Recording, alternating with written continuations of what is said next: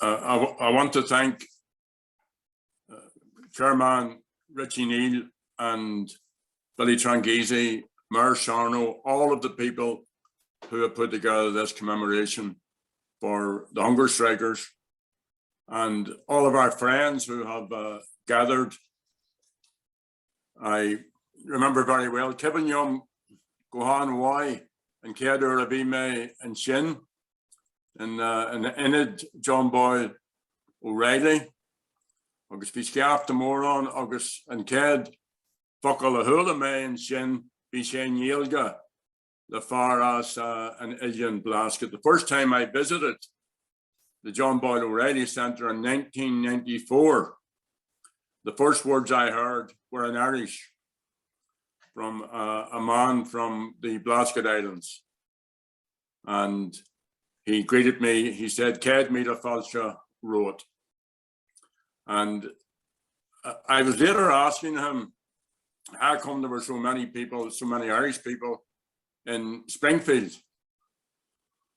And he said, do you know the way when you see birds flying, and they're flying in a flock, and then one comes down, and then another one comes down, and then more come down to join them? Well, that's what happened to us in Springfield, Massachusetts. So it's great to talk to you again. I want to praise and commend the work of Congress and Chairman Richie Neal over a very, very, very long period, and Billy Tranghese and everybody else on the Congress who have stayed true to the Irish cause over a long time. I'm not going to deal in detail with the hunger strikes. I'm delighted that Pat Sheehan is there. He was 55 days on hunger strike and is much more entitled and able to talk about that than I am. But I want to say that I'm in awe of the hunger strikers, in absolute awe. The more I think about it, the more I reflect on it, the more I read about these young men and the women in Armagh women's prison, of what they endured, of what they put up with, and of their huge generosity and spirit and resilience and determination. And in many ways, the hunger strikes were our 1916 rising. And I remember Richie Neal talking very movingly about the effect that the hunger strikes had on him way back in the day, 40 years ago. So one of the big consequences of the hunger strikes was that it opened up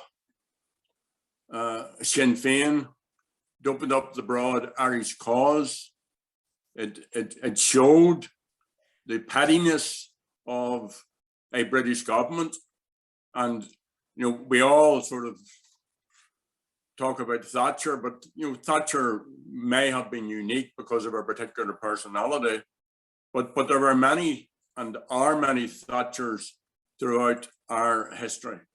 And, you know, we all come from the Irish diaspora, from the Irish nation, and we just believe that the British government should have no involvement in our affairs, that we can work out our own affairs to our own satisfaction, and we can make friends and work together in equality with our unionist brothers and sisters and build a new Ireland.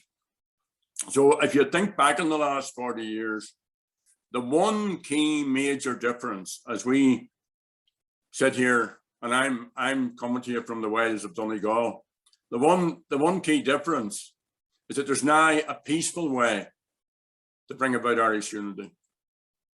Bobby Sands didn't have that. Pat Sheehan didn't have that. The men and women of 1916, if you want to go right back as far as the United Irish Society, back to Wolfe Tones, none of them in the 200 years since then or so had a peaceful way to bring about Irish unity. We have it.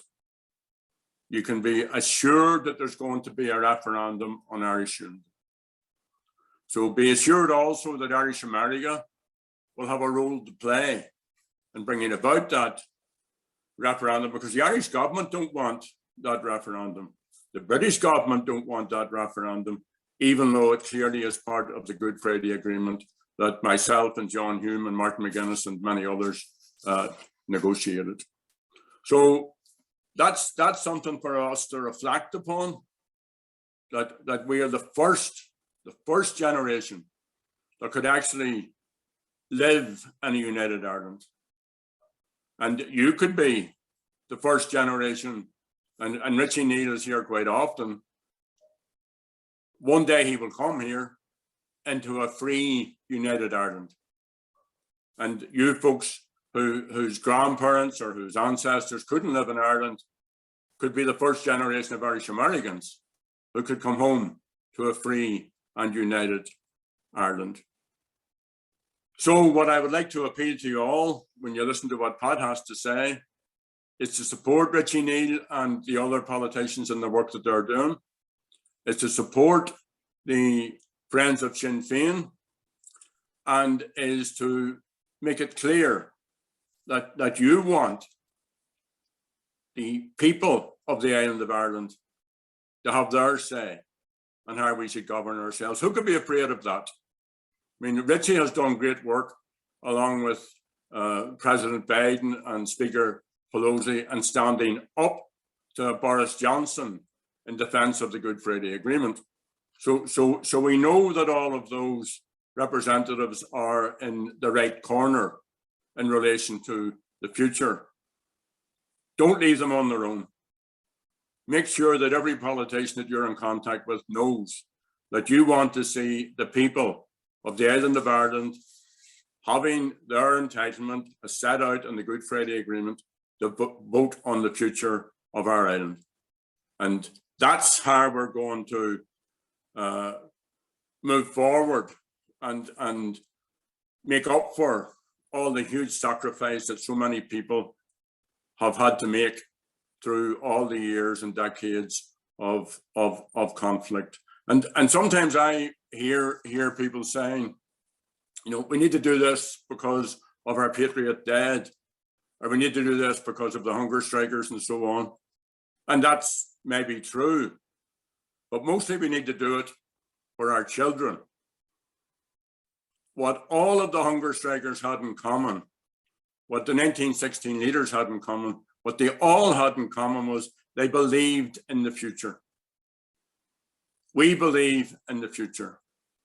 So let's keep going on the path that we're on, and come the certain day that there's a referendum, let's make sure that we win that referendum. And thank you all for your attention, for your work.